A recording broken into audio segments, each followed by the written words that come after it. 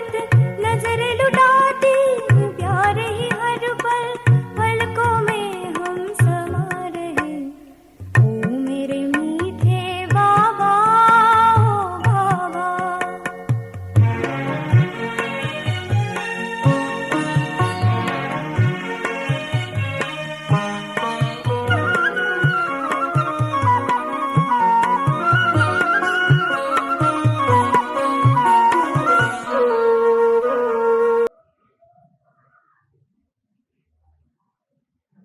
ఓం శాంతి.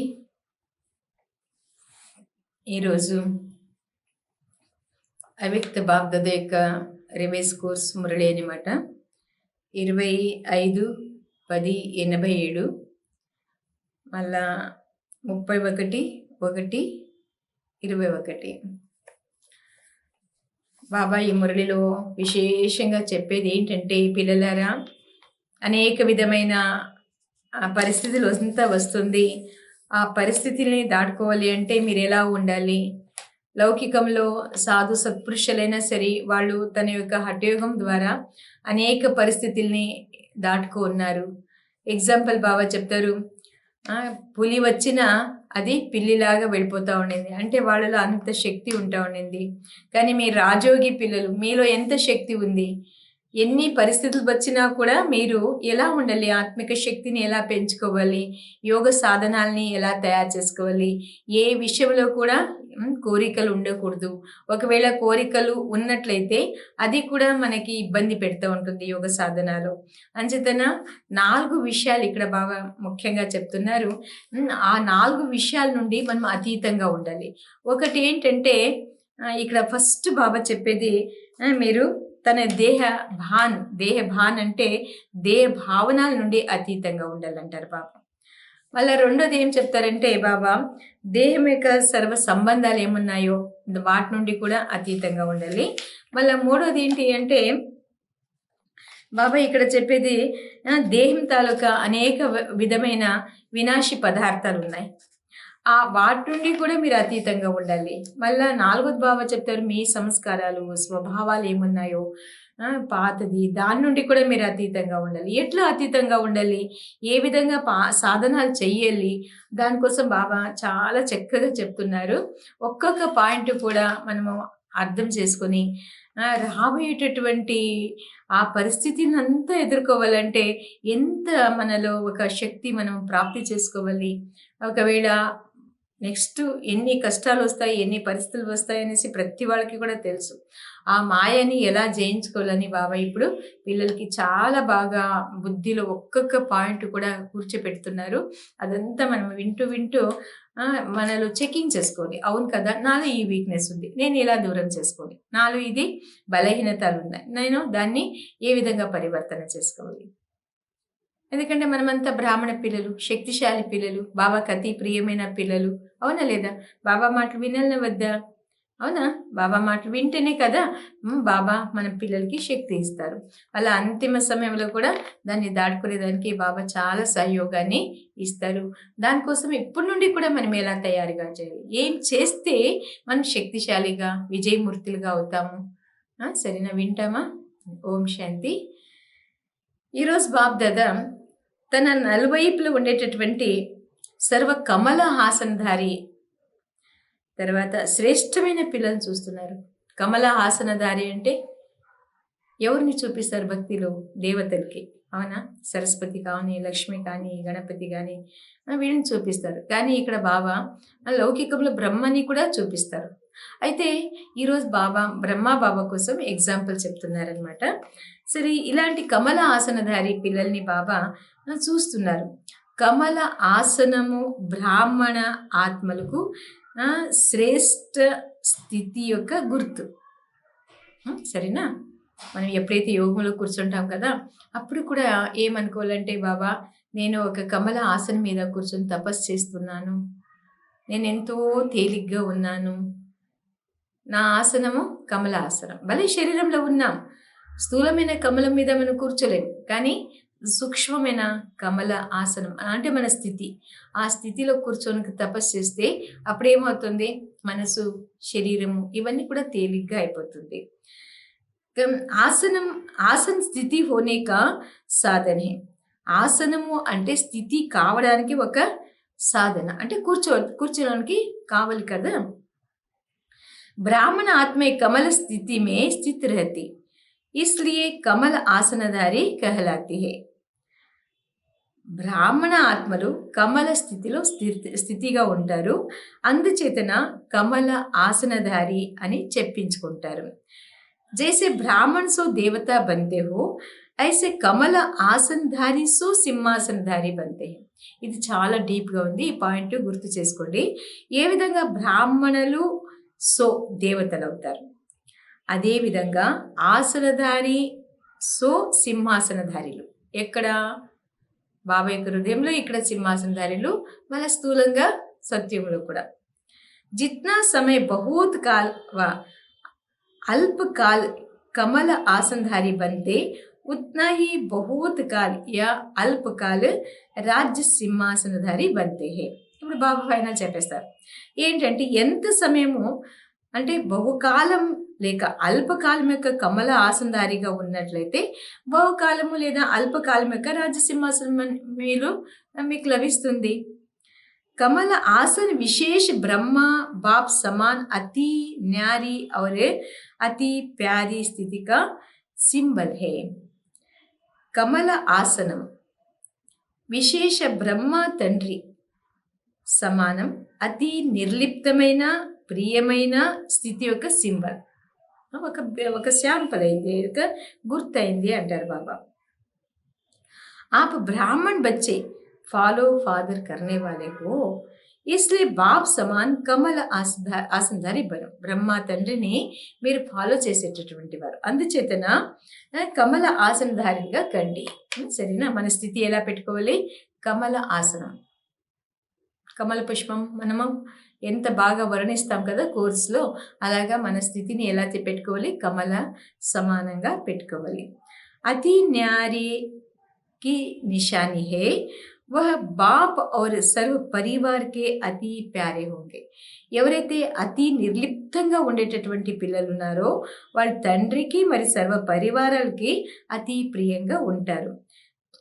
నిర్లిప్తమైన అనగా నలువైపు నుండి కూడా నిర్లిప్తమే. నిర్లిప్తం అంటే ఒకవైపు నుండి కాదు, ఎక్కడెక్కడ ఏవి విషయాలు ఉన్నాయో వాటి నుండి బాబా చెప్తారు నిర్లిప్తంగా ఉండాలి. ఇప్పుడు ఫస్ట్ పాయింట్ ఏం చెప్తారంటే, బాబా తన దేహ నుండి లేక భావనల నుండి మీరు నిర్లిప్తంగా ఉండాలి. ఏ విధంగా? సాధారణ ప్రపంచంలో ఉండేటటువంటి ఆత్మలు తన యొక్క నడవడిక, తిరగడము, ప్రతి కర్మలు వాళ్ళది చూస్తుంటే ఎలా అనిపిస్తుందంటే వాళ్ళు స్వయం సదా దేహ అభిమానంలోనే ఉంటారు, అవునా లేదా? వాళ్ళు ఎప్పుడు దేహ స్థితిలోనే, వాళ్ళు నడవడిక, తినడము, తాగడము, వాళ్ళ అన్ని విషయంలో కూడా వాళ్ళది ఎలా కనిపిస్తూ ఉంటుంది? దేహ అభిమానం కనిపిస్తుంది, న్యాచురల్గా కనిపిస్తుంది కదా వాళ్ళలో. వాళ్ళకి దానికోసం శ్రమపడే అవసరం లేదు. నేను దేహం అనేసి నా చహతే బి సహజ స్మృతి హీ రహతీ హై. నా అర్థం అంటే కోరిక లేకపోయినా కూడా వాళ్ళకి సహజంగా స్మృతి ఉండిపోతుంది. అలాగే కమల ఆసనధారి బ్రాహ్మణ ఆత్మ भी इसी देह भान से स्वतः ही ऐसे न्यारे रहे और अज्ञानी ఆత్మ అభిమాన్ से న్యారే హే. అయితే మీరు ఇలాగా కమల ఆసనధారి బ్రాహ్మణ ఆత్మలు కూడా ఈ దేహ అభిమానం నుండి స్వతహా నిర్లిప్తంగా ఉండాలి. ఏ విధంగా? అజ్ఞాని ఆత్మలు దేహ అభిమానం నుండి వాళ్ళు నిర్లిప్తంగా ఉంటారు. వాళ్ళకి దేహ అభిమానం ఉందా? దేహాభిమానం ఏ విషయంలో కూడా దేహాభిమానమే లేదు వాళ్ళకి. అన్ని విషయంలో వాళ్ళు ఎలా ఉంటారు? న్యాచురల్ ఇదే అనేసి అనుకుంటారు. ఐసే ఆత్మ అభిమాని, అలాగే మనం ఆత్మాభిమానిగా ఉండాలి. సరే, శరీర కా భాన్ అప్నే తరఫ ఆకర్షణ నా కరే. మొత్తంలో బాబా చెప్తారు శారీరక అభిమానం మీకు ఆకర్షణ చేయకూడదు.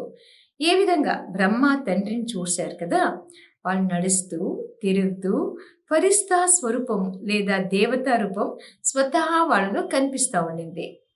అలాగే న్యాచురల్ దేహి అభిమాని స్థితిలో సదా ఉండండి అంటారు బాబా.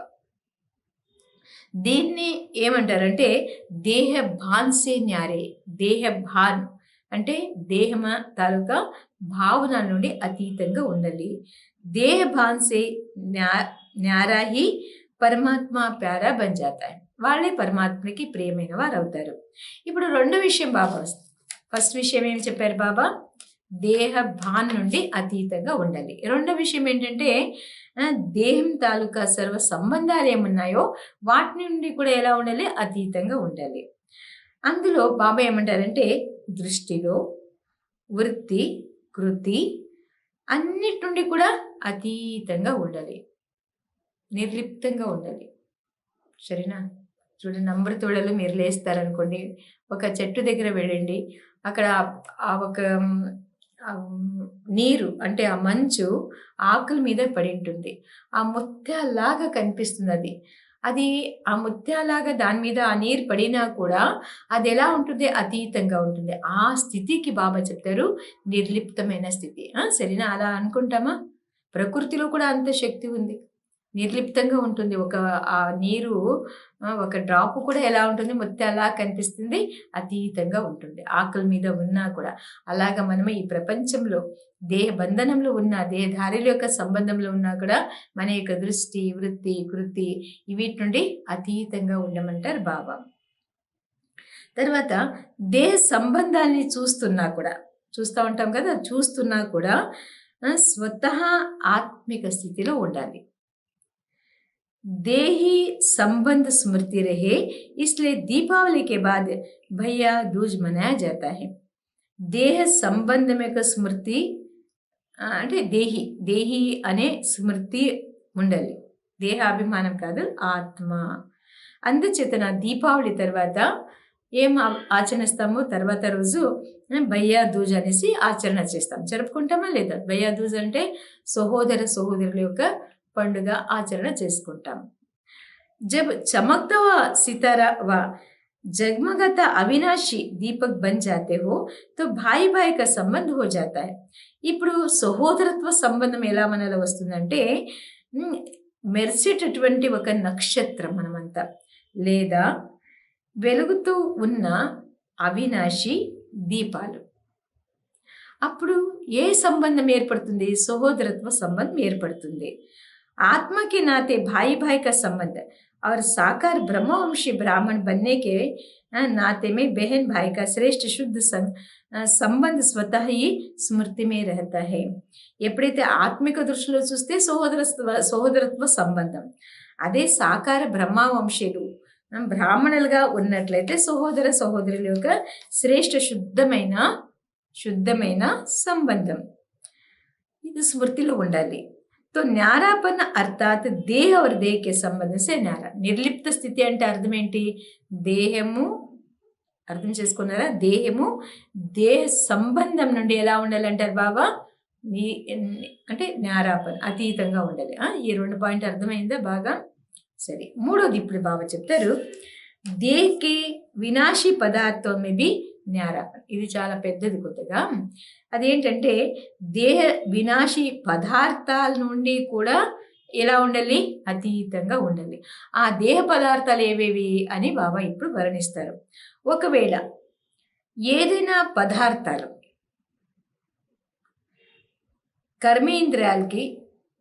కర్మేంద్రియాలకి విచలితం చేసినట్లయితే, లేక అందులో అనాసక్తి భావనలు వచ్చేస్తే, అంటే నాకు కావాలి అని వచ్చేస్తే అప్పుడు ఏమవుతుందంటే న్యారాపన్ లేదు, ఆ భావననే ఉత్పత్తి కాకూడదు అంటారు బాబా. నాకు కావాలనే భావన మనకు వద్దు. సంబంధం నుండి కూడా నిర్లిప్తంగా ఉండాలి. ఎంత సహజం అవుతుంది అప్పుడు? లేకిన్ సర్వ పదార్థంకి ఆసక్తి సే న్యారా, అనాసక్త్ బన్నే మే రాల్ రూప్కి ఆసక్తి రహజాతి. అనాసక్తంగా ఉండే విషయంలో రాయల్ రూపంలో ఆసక్తి వచ్చేస్తుంది, కోరికలు వచ్చేస్తుంది. సునాయతన కి ఆసక్తి కా స్పష్ట రూప ఇచ్చా. ఇంతకుముందు నేను చెప్పాను కదా ఏమని?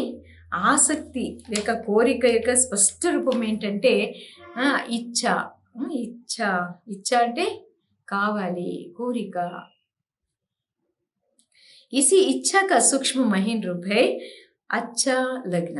ఈ కోరికలు ఉన్నట్టయితే మహీన్ రూపం, డీప్ సూక్ష్మమైన రూపం ఏంటంటే అది నాకు నచ్చుతుంది, అది నాకు కావాలి, అది బాగుంది, అది రాల్ రూపంలో వస్తుంది. అది కోరిక లేదు కానీ అది బాగుంది. సరేనా? కోరిక నాకేం లేదు కానీ అది బాగుంది. ఇది మహీన్ రూపంలో ఉన్న కోరిక, లేక అది ఒక మంచిది అనే భావన వచ్చేస్తే అప్పుడు ఏమవుతుంది? యह మహీన్ రూప అచ్చాకే బదలి ఇచ్చాక రూప్ బదల్ సక్తి. మంచిది అని ఎక్కడైతే మనకు వచ్చేస్తుందో అప్పుడు ఏమవుతుంది చెప్పండి? కోరిక రూపంలో మారిపోతుంది. तो इसको अच्छी रीति चेकिंग करो कि यह पदार्थ अर्थात अल्पकाल सुख के लिए साधन आकर्षण तो नहीं करता है. ఇప్పుడు చెక్కింగ్ చేసుకోండి. ఈ పదార్థాలు లేక అల్పకాలం యొక్క సుఖ సాధనాలు నన్ను ఆకర్షణ చేయట్లేదా? ఇప్పుడు ఏదైనా ఒక మంచి నగలు చూస్తారనుకోండి, లేక మంచి బట్టలు చూస్తారనుకోండి, అప్పుడు నాకేం కోరిక లేదు కానీ చాలా బాగుంది ఇది అనుకుంటే కూడా అదేమైపోతుంది? లోపల కోరిక ఉంది, అది అవునా లేదా? అది బయట ఇన్ని రోజులు రాలేదు కానీ ఎప్పుడో ఒకసారి మళ్ళీ ఏం చేస్తుంది? అది బయటకు వచ్చేస్తుంది.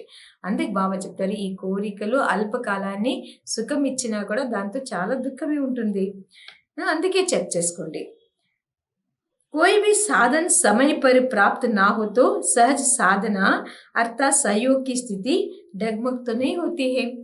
ఇప్పుడు ఇంకొక విషయం చెప్తారు బాబా, ఏదైనా సాధన సమయానుసారంగా ప్రాప్తి లేదు అన్నట్లయితే సహజంగా సాధన అనగా సహజ యోగం యొక్క స్థితి మీ మనసుని డగ్మగ్ చేయదా అంటారు బాబా.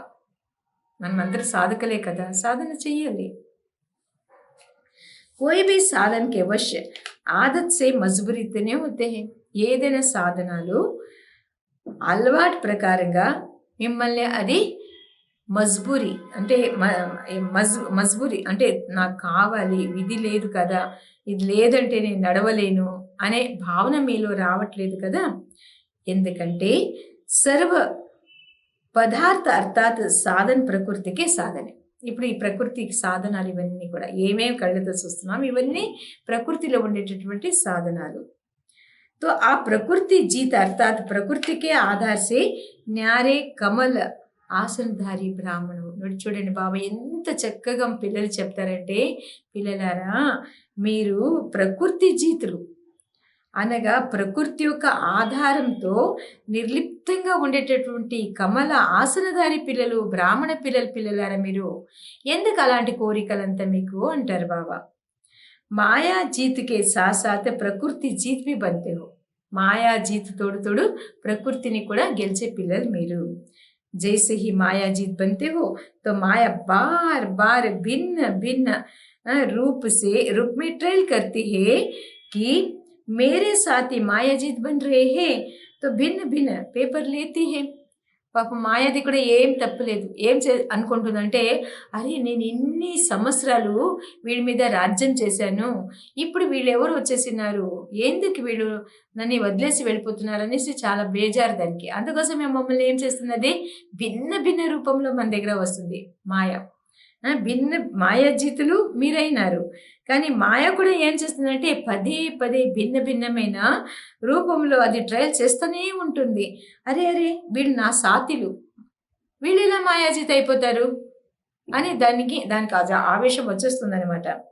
అందుకోసమే అది ఏం చేస్తుంది, రకరకాలతో కూడినటువంటి పేపర్స్ మన ఎదురుగా పెట్టేస్తుంది తెచ్చేసి, క్వశ్చన్ పేపర్స్ అంతా కూడా. ప్రకృతి కా పేపర్ హే.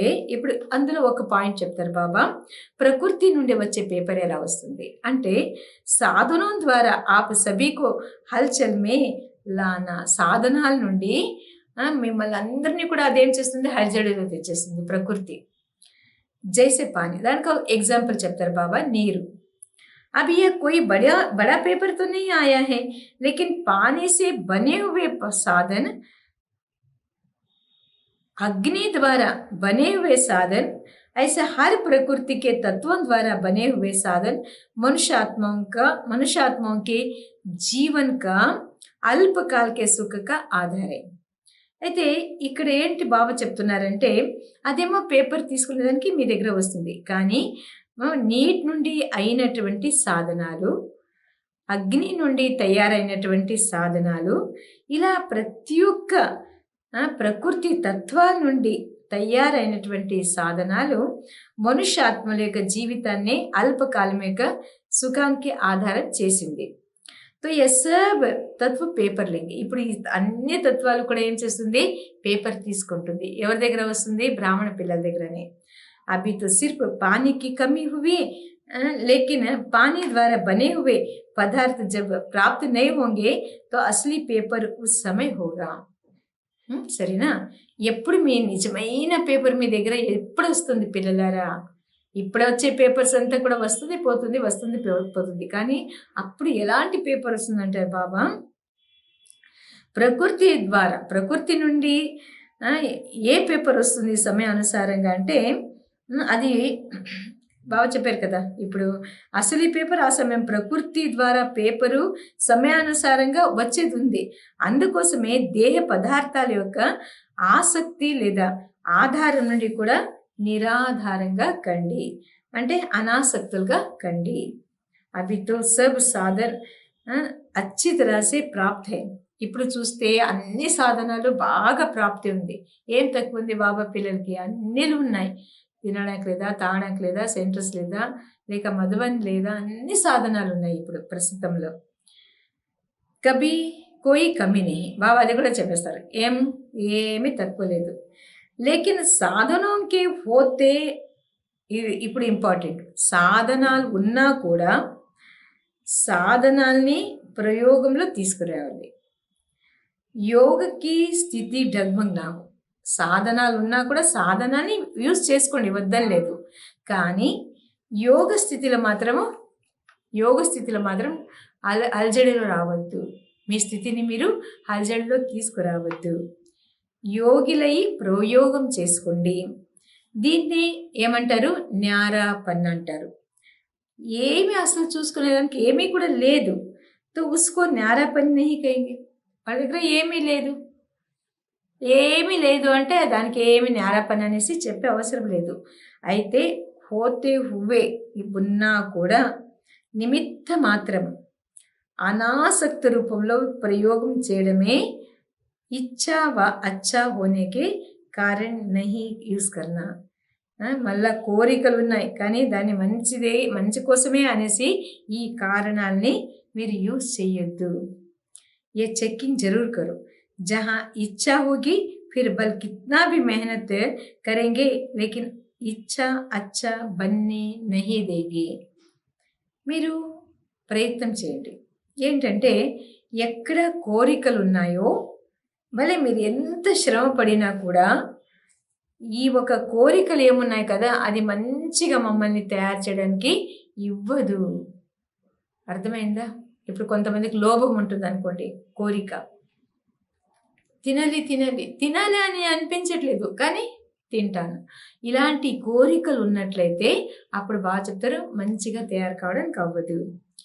పేపర్ యొక్క సమయంలో మెహనత్ అంటే శ్రమ పడే దాంట్లోనే సమయాన్ని వ్యతీతం చేసేది పిల్లలారా. అర్థమైంది కదా? आप साधना में रहने का प्रयत्न करेंगे और साधना మీరేమో సాధనాలు చేసే ప్రయత్నంలో ఉంటారు.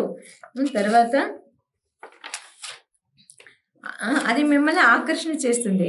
आप युद्ध कर मेहनत कर साधनों के आकर्षण को मिटाने का प्रयत्न करते रहेंगे तो युद्ध की कशमकशा में ही पेपर समय बीत जाएगा.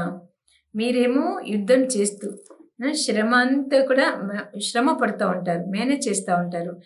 సాధనాల యొక్క ఆకర్షణల్ని తొలగించడానికి ప్రయత్నం చేస్తూ ఉంటే అప్పుడు యుద్ధంలో మళ్ళీ ఫైటింగ్లోనే ఏమైపోతుంది, సమయం గడిచిపోతుంది. అప్పుడు రిజల్ట్ ఏమవుతుంది? प्रयोग करने वाले साधन ने सहजयोगी स्थिति से डगमग करा दिया ना. प्रकृति के पेपर तो अभी और రఫ్తార్ సే ఆనే వాలా హై. ప్రకృతి యొక్క పేపర్స్ ఇంకా చాలా తీవ్రంగా వస్తుంది అంటారు బాబా.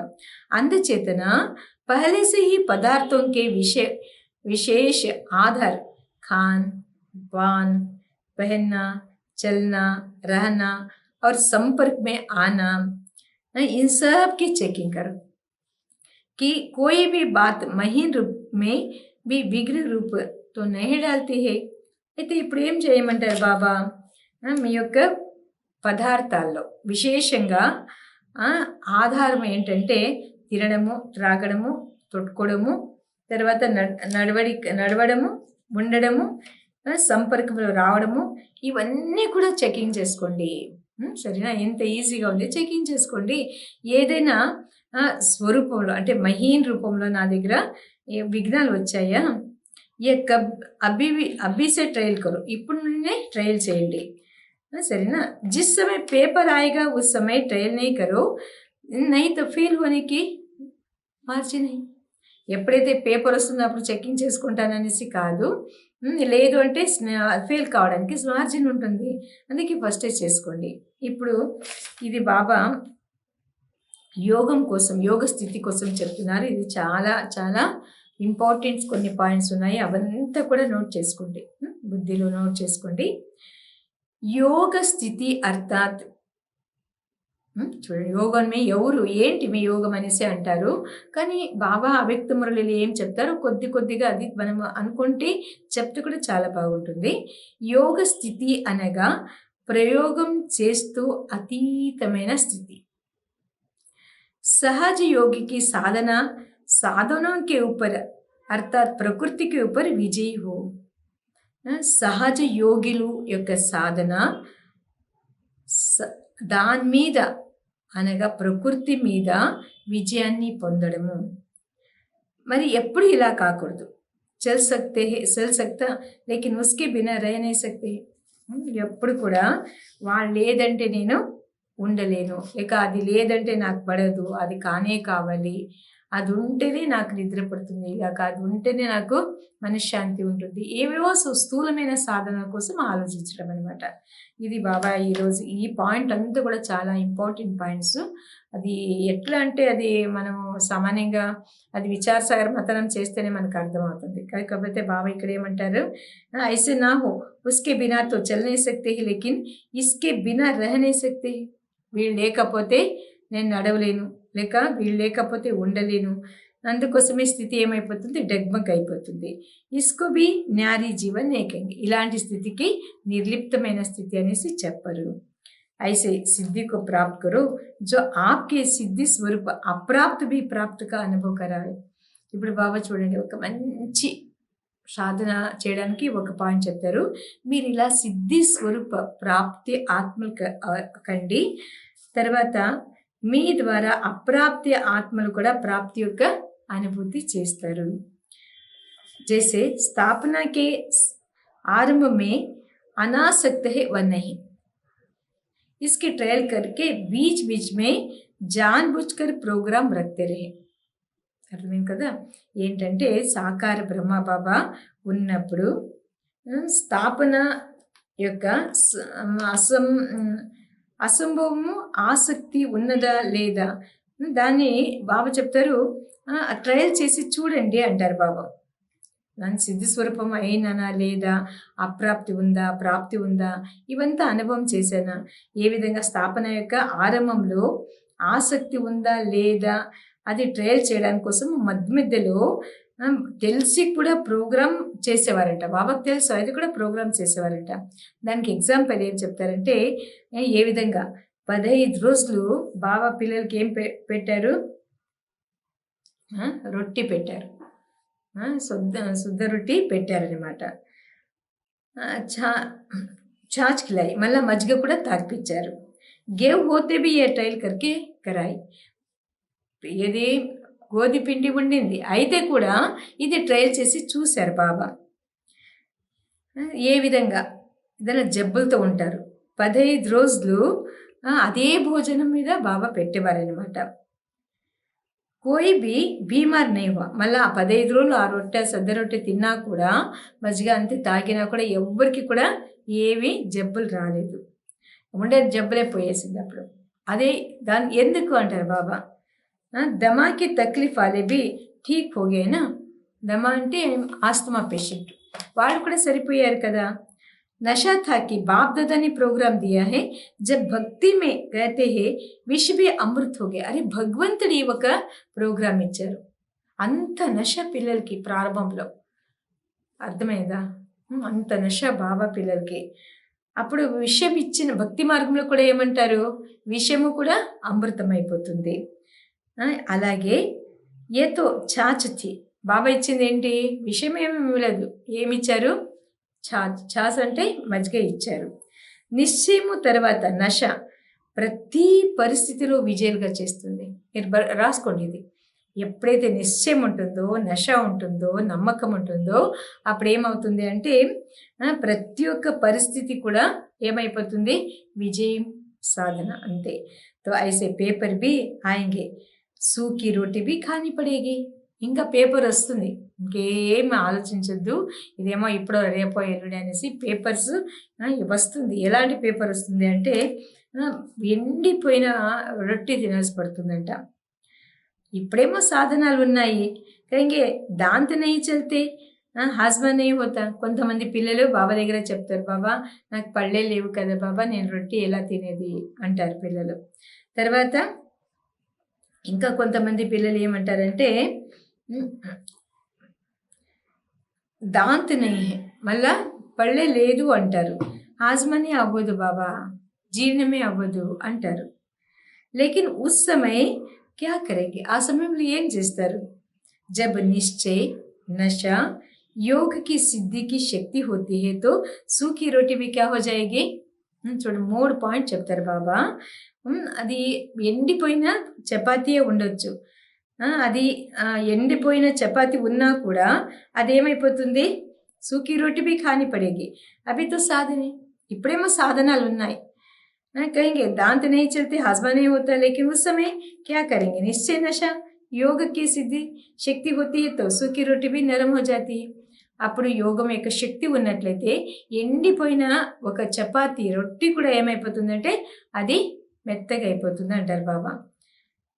పరేషాని నెహి కరేగి, అది మిమ్మల్ని ఆ చపాతీ ఏం చేయదు, ఆ ఎండిపోయిన చపాతీ మిమ్మల్ని పరేషాని చేయదు, బేజారు చేయదు. ఏంటి ఇది చపాతీనా, ఇదేమి రొట్టినా అనేసి అనుకుంటాం మనం, అవునా లేదా?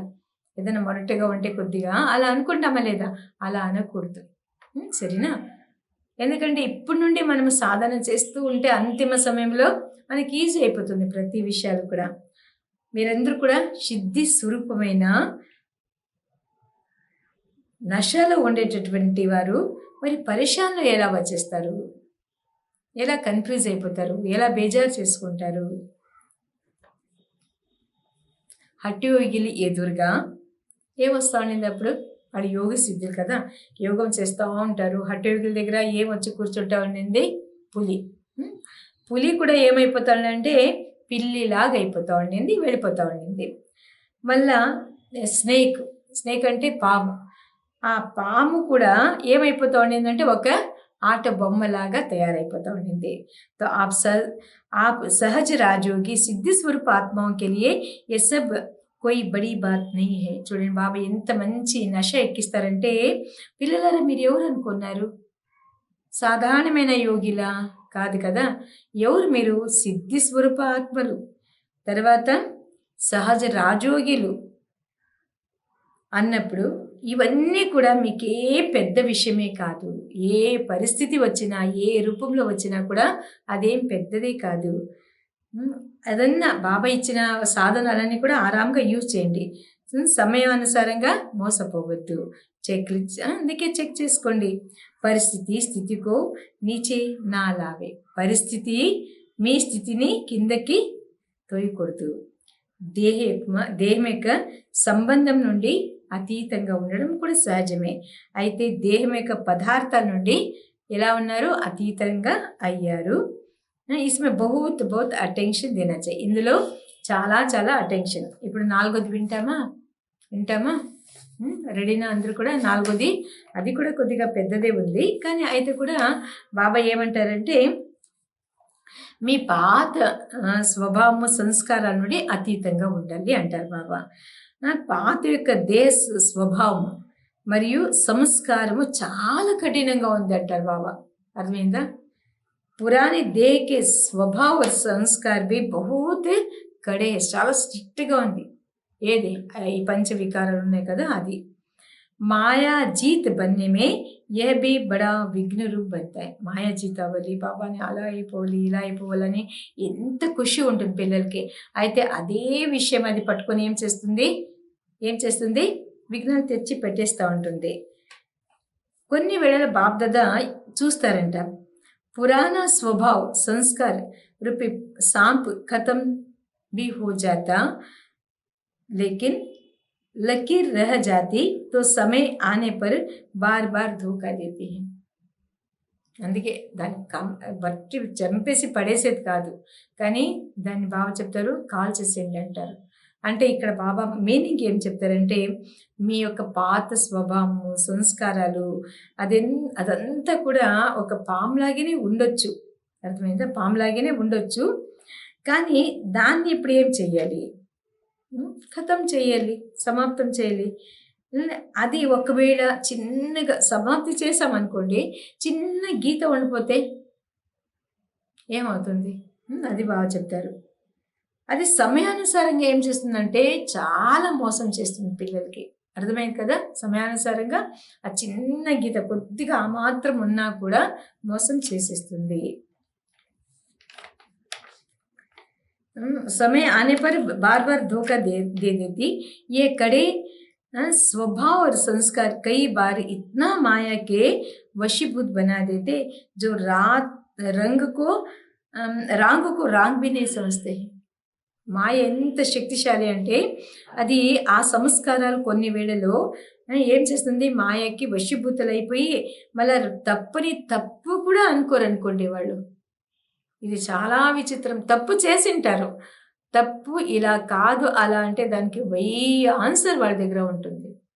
అంటే తప్పుని తప్పు అనేసి తెలుసుకోలేకపోతూ ఉంటారు. మళ్ళా మేసుస్తా శక్తి సమాప్త హో జాతి హై. వాళ్ళు ఏ శక్తి ఉండదు, రియలైజేషన్ శక్తి సమాప్తి అయిపోయి ఉంటుంది. ఇసే న్యారా హోనా ఇస్కి బి చెక్కింగ్ కరు. దేని నుండి నేను నిర్లిప్తంగా ఉండాలి అది కూడా చెక్కింగ్ చేసుకోండి చక్కగా అంటారు బాబా. जब महसूसता शक्ति समाप्त हो जाती है तो और ही एक झूठ के पीछे 1000 झूठ अपनी बुद्धि बात को सिद्ध करने के लिए बोलते रहते. ఇంకా బాబా ఎన్ని విధాలుగా చెప్తారు చూడండి మన సంస్కారాలు స్వభావాల పట్ల. ఇంకేం చేస్తారు ఈ పిల్లలు, ఆసక్తి ఉన్న పిల్లలు వాళ్ళు ఏం చేస్తారంటే వాళ్ళకి రియలైజేషన్ అవ్వకపోతే వాళ్ళలో ఉండే శక్తిని ఏం చేస్తారు, సమాప్తం చేసుకోలేస్తారు. మళ్ళా ఒక్క తప్పుకి అనేక విధమైన అబద్ధాలు చెప్తూ ఉంటారు. తర్వాత అలాగే సమయాన్ని గడిచిపోతూ ఉంటుంది. ఇట్నా పరవశ్ హో జాతే, అంత బలిహారి అయిపోతారు పాత సంస్కారాలకి స్వభావాలకి. ఇప్పుడు అపున్ కో సత్య సిద్ధి కన్నా ఏ భీ పురానే సంస్కార్ కే వశీభూత్ కి నిశాని. ఇది కూడా మనం చేస్తాం కదా, సత్యం నేనేం తప్పు చేయలేదు కానీ వాళ్ళు చూసారన్నారా చెప్పని, ఎదురుగా వచ్చి నా ఎదురుగా చెప్పని మీరు తీసుకున్నారు ఈ వస్తువు అనేసి వాళ్ళు చెప్పని అనేసి అలాగా జిద్దు చేస్తాం కదా, అది బాబా ఇక్కడ చెప్తారు. అది కూడా ఏంటి, పాత సంస్కారాలకి అది వశీభూతమైనట్లని. एक है यथार्थ बात स्पष्ट करना, दूसरा है अपन को जिद्दी से సిద్ధి కన్నా. ఒకటి యథార్థంగా ఇలా ఉంది అనేసి యథార్థంగా చెప్పడం వేరే విషయం, కానీ ఇంకా కొంతమంది జిద్దు చేస్తారు. నేను చేయలేదంటే ఎవరికైనా అడగండి పర్వాలేదు, ఏమైపోయినా కూడా పర్వాలేదు, నేనేమి పని చేయలేదని ఇస్తారు. అవునా లేదా? అంత జిద్దు చేస్తూ ఉంటారు. తర్వాత तो जिद्द से सिद्ध करने वाले कभी सिद्धि स्वरूप नहीं बन सकते. ఇది వరదాన బాబాది. ఎవరైతే జిద్దు నుండి సిద్ధి చేయడానికి ఇష్టపడతారు కదా, అప్పుడు బాబా ఆ పిల్లలకి ఎక్కడ కూడా ఉంచరు. మనము ఎక్కడైనా వెళ్ళాలి, అనుభవం చేయాలి, లేక ఏదైనా సంఘటనలు వెళ్ళాలి అనిస్తే జిద్దు చేసి వాళ్ళకి ఎవరు మాన్యత ఇస్తారు? అందుకోసమే ఆ పిల్లలు బాబా ఎక్కడ కూడా పంపించారంట. जिद्द से सिद्ध करने वाले कभी सिद्धि स्वरूप नहीं बन सकते हैं. ये भी चेक करो कि कोई भी पुराना स्वभाव संस्कार अंश मात्र भी छिपे हुए रूप में से रहा हुआ तो नहीं है. ఇది కూడా చెక్ చేసుకోండి. నా యొక్క పాత సంస్కారాలు, స్వభావాలు, అంశ మాత్రము కూడా ఎక్కడైనా దాగి ఉందా? ఎక్కడైనా ఏదో ఒక మూలన దాగి ఉంటే అంతే, మళ్ళా క్యూ వచ్చేస్తా ఉంటుంది. అది బాబా చెప్తారు. అర్థమైందా అంటున్నారు బాబా. ఇలా 4 ही बातों से न्यारा जो है उनको कहेंगे बाप का प्यारा. ఈ 4 విషయాల నుండి నిర్లిప్తంగా ఉన్న పిల్లలకే బాబాకు అతి ప్రియమైన పిల్లలని చెప్తారు. परिवार का प्यार ऐसे कमल आसनदारी बने हो, इसी को ही कहेंगे फॉलो फादर. ब्रह्मा बाप की कलम कमल आसनधारी बने तब नंबर 1 बाप के प्यारे बने, ब्राह्मणों के ప్యారే బనే. అయితే ఇక్కడ బాబా ఏమంటారంటే ఇలా కమల ఆసంధారిగా అయ్యారా అంటారు బాబా. దీన్ని ఏమంటారంటే ఫాలో ఫాదర్ అంటారు. బ్రహ్మ తండ్రి ఏమయ్యారు? ఒక కమల సమానం, కమల ఆసనధారులు అయ్యారు కదా. అందులోనే వాళ్ళు నంబర్ 1 అయిపోయారు. మరి అలాంటి తండ్రి బాబా అంటే శివబాబా దగ్గర కూడా ప్రియమైన వారే కదా, బ్రాహ్మణ పిల్లలకు కూడా ప్రియమైన వారే కదా. చాహే వ్యక్తి రూపమే, చాహే అవ్యక్త రూపమే, 2 రూపాల్లో కూడా బాబా అంటే ప్రియమే. అవ్యక్త రూపమైనా తీసుకోండి, వ్యక్త స్వరూపమైనా తీసుకోండి. అభి భీ హర్ ఏక్ బ్రాహ్మణ్ కే దిల్ మే సే క్యా నికల్తా హై. ఇప్పుడు కూడా ప్రతి బ్రాహ్మణ పిల్లల యొక్క నోటి ద్వారా ఏం వస్తుంది? హమారా బ్రహ్మా బాబా. ఏమనిపిస్తుంది? నా బ్రహ్మా బాబా, మన బ్రహ్మా బాబా అంటామా లేదా? यह नहीं अनुभव करते कि हमने तो साकार रूप में देखा नहीं. నేను సాకార చూడనే లేదు కదా బాబా అనేసి అలా చెప్పకూడదంట. లేకిన్ నయనో సే నహీ దేకా, దిల్ సే దేకా. భలే కళ్ళతో మీరు చూడలేకపోవచ్చు, కానీ మనస్ఫూర్తిగా చూశారు అంటారు బాబా. బుద్ధికి విమాన నేత్ర సే దేకా, బుద్ధి రూపీ విమాన నేత్ర ద్వారా చూశారు. अनुभव किया, इसलिए हर ब्राह्मण दिल से कहता. ఏమని? మీరు బాబాని తన వారుగా చేసుకున్నారు, అందుకే మనస్ఫూర్తిగా ఏం చెప్తారు అంటే నా బ్రహ్మా బాబా. यह प्यारापन की निशानी है, चारों ओर के न्यारेपन के विश्व का प्यारा बना दिया. तो ऐसे ही चारों ओर के न्यारे और सर्व के ప్యారే బను. బాబా ఇక్కడ ఏమంటారంటే అందరూ కూడా ఏమంటారు? నా బ్రహ్మ బాబా అంటారు. పరివారం యొక్క నిశానిది, ఇది పరివారం తాలూకా గుర్తు అనమాట. నలువైపులో ఉండేటటువంటి నిర్లిప్తమైన విశ్వానికి అధికారులుగా అయ్యారు కదా. ఇలాంటి పిల్లలకి బాబా ఏం చేస్తారు? నలువైపులో ఉన్న పిల్లలందరినీ కూడా న్యారే ఔర్ సర్వగా ప్యారే, అందరికీ ప్రియమైన వాడే. మీరు నిర్లిప్తంగా ఉన్నారు కదా. ఎన్ని విషయాలు చెప్పారు బాబా నిర్లిప్తంగా ఉండేవాళ్ళు. అదంతా నోట్ చేసుకోండి, ఒక బుక్లో నోట్ చేసుకుంటే ఓహో నాలో ఈ బలహీనత ఉంది, నాలో ఈ బలహీనత ఉంది అనేసి మనకు అర్థమైపోతుంది. అలా అనేసి అందులోనే చింత చేసేయద్దు. బలహీనత ఉంది అనుకుంటే మళ్ళీ ఏమైపోతుంది? ఇంకా మనం ఎక్కలేము. సరేనా? సో బాబా పిల్లలకి యాత్ర కూడా చెప్తారు. ఏం చెప్తారు బాబా అంటే చారవర్కి కమల ఆసనదారి, నలువైపులో ఉండేటటువంటి కమల ఆసనదారి, నిర్లిప్తము మరి బాబాకి ప్రియమైన బిడ్డ, సదా మాయాజీత్ ప్రకృతి జీత్ విశేష ఆత్మలకి సదా ఫాలో ఫాదర్. అంటే బాబాని అనుసరించే నమ్మకస్థ పిల్లలకి, మనమంతా నమ్మకస్థలైనా కదా. బాబా అంటే మనకి విశ్వాసమే. సో అంచేతన బాబా ఏమంటారు? నమ్మకస్థ పిల్లలకి బాప్ దాదా యొక్క యాద్ ప్యార్ మరియు సదా స్నేహ సంపన్న యాద్ ప్యార్ నమస్తే అనేసి అంటారు బాబా.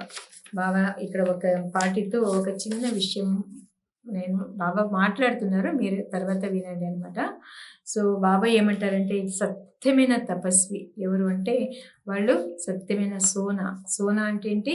బంగారు లాగా తయారైపోతారు. తర్వాత ఇందులో ఏది కూడా మిక్స్ చేయొద్దు. సత్యమైన బంగారులో ఏది కూడా మిక్స్ చేయదు. తపస్సు సదా ప్రతి వాళ్ళకి యోగ్యమూర్తులుగా చేస్తుంది. వాళ్ళు ఎలాంటి వారైనా సరే వాళ్ళకి యోగ్యమూర్తులుగా చేస్తుంది. ప్రవృత్తిలో ఉన్న సంసారంలో ఉన్నా కూడా మీరు సఫలత ప్రాప్తి చేసుకున్నారు కదా, మీరు నిజమైన తపస్విలు అయినారు కదా, తపస్సు చేసేటటువంటి వాళ్ళకి బాబా ఏమిస్తారు, సహజ యోగి రాజయోగిలు అనేసి చెప్తారు. అయితే మీరందరూ కూడా రాజయోగిలే కదా, ఎప్పుడు ఏ పరిస్థితి వచ్చినా కూడా మనసు ఏం చేసుకోకూడదు, విచలితం చేసుకోకూడదు అంటారు బాబా. సదా మీరే చెక్ చేసుకోండి, ఏమని నాలో ఏం బలహీనత ఉంది, మళ్ళీ అది తీసేసేయాలి, తర్వాత చేంజ్ చేసుకోవాలి అంటారు. కేవలము చెక్ చేసేదే కాదు, దిల్ సికిస్త్ అయిపోతుంది. ఒట్టి చెక్ చేయాలంటే అదే మనసులో వ్యాకులత వచ్చేస్తుంది. అందుకోసమే సోచెంగి కి హమారే మే యహ్ కమీ హై. అప్పుడు ఆ పిల్లలకి ఏమనిపిస్తుంది, ఓహో నాలో ఈ బలహీనత ఉంది, అందుకోసమే నేను ఎక్కడ వెళ్ళినా ఎవరు నాతో పలకరు, ఏం చేయరు, ఇలాంటివన్నీ వచ్చేస్తుంది. తర్వాత ఏ భీ హై బాత్ హీ ఠీక్ హోగా ఏ నహీ. ఇప్పుడు బాబా చెప్తారు, ఇది సరిపోతానా లేదా, బలహీనతల్ని ఆలోచిస్తూ ఉంటే ఏమనిపిస్తుంది, నేను సరిపోతానా లేదా, ఎంత బలహీనతలు నాలో ఉంది కదా, ఎప్పుడు నేను అవుతాను అనేసి అది గిలి అయిపోతుంది. అవునా లేదా, అది బెద్దు అంటారు బాబా. పతా నహీ ఠీక్ హోగా యా నహీ, తో చెక్ భీ కరో ఔర్ చెక్ కే సాత్ చేంజ్ భీ కరో. చెక్ చేయండి, వద్దలేదు, కానీ చెక్ చేసిన తర్వాత చేంజ్ కూడా చేసుకోవాలి. అర్థమైందా? कमजोर बन गए, समय चला गया, लेकिन समय प्रमाण करते हुए करने वालों की सदा విజయీ హే. ఏమంటే తెలుసుకోండి, బలహీనమైపోయారు, సమయమేమో వెళ్ళిపోయింది, అయితే సమయ ప్రమాణంగా సమయానుసారంగా కర్తవ్యాన్ని చేసేటటువంటి పిల్లలు బాబా ఏమంటారు, సదా విజయీ మూర్తులు. సో సదా మీరందరూ విజయమూర్తులే కదా, శ్రేష్ఠ ఆత్మలే కదా, సదా శ్రేష్ఠాతి శ్రేష్టమైన నంబర్ 1 బాబా పిల్లలు మీరైనారు. ఒకవేళ వెనక వెళ్ళిపోతే అప్పుడు నంబర్ 1 అనేసి ఎవరు చెప్తారు? అయితే నంబర్ 1 लेकिन वह नंबर कितने लिए होंगे, एक या दो.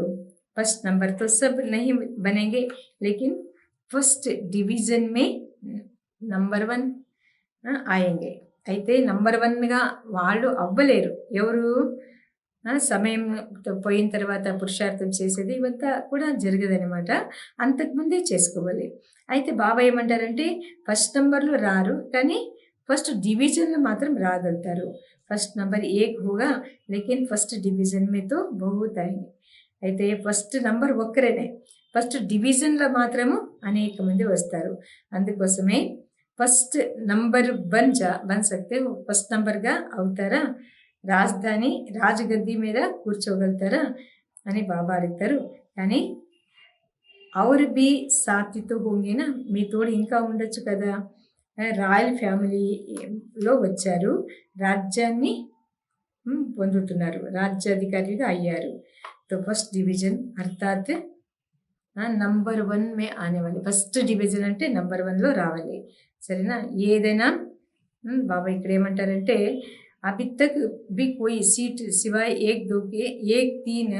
2-3కి ఫిక్స్ नहीं हुए हैं. ఇప్పటి వరకు కూడా సీటు 2-3ది ఇంకా ఫిక్స్ అవ్వలేదు.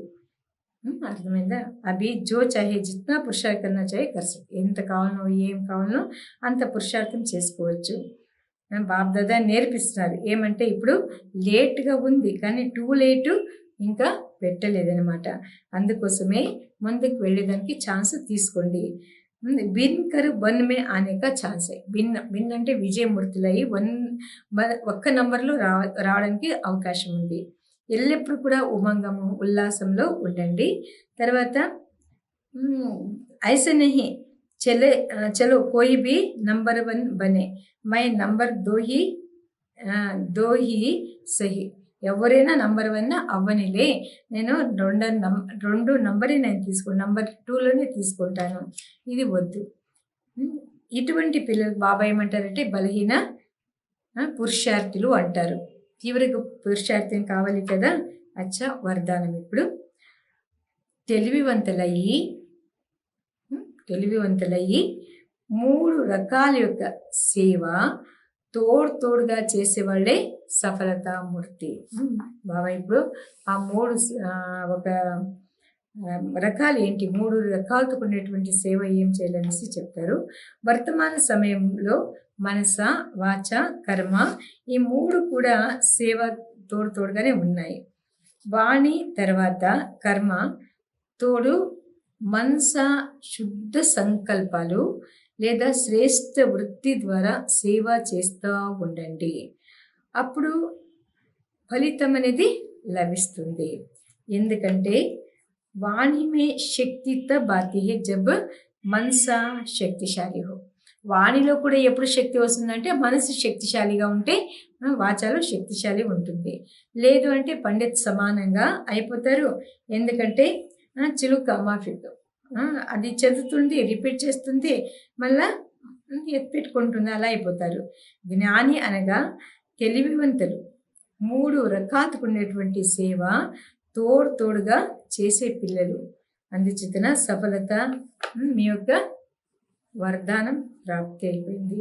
స్లోగన్ ఇప్పుడు మనం మాట్లాడతామా? ప్రతిరోజు ప్రతి వాళ్ళు మాట్లాడతాం. అయితే ఎలాంటి మాట్లాడాలి? మీ యొక్క మాటలు, కర్మ మరియు దృష్టి నుండి శాంతి, శక్తి, ఖుషి ఈ 3 కూడా ఇతరులకి అనుభూతి చేపించాలి. తర్వాత అప్పుడు మీరు మహాన్ ఆత్మలుగా తయారవుతారు. అచ్చా, ఓం శాంతి. ఈరోజు మురళి ఇంకా కొద్దిగా ఉంది, అయితే కూడా మీరు ఇంట్లో చదువుకుంటారు. ఇది అవ్యక్త మురళి. చాలా గమనం పెట్టి ఒక్కసారి కాదు 2 సార్లైనా సరే బాగా అర్థం చేసుకుని సరే చదువుకుంటారు. ధారణ కూడా. అచ్చా, ఓం శాంతి.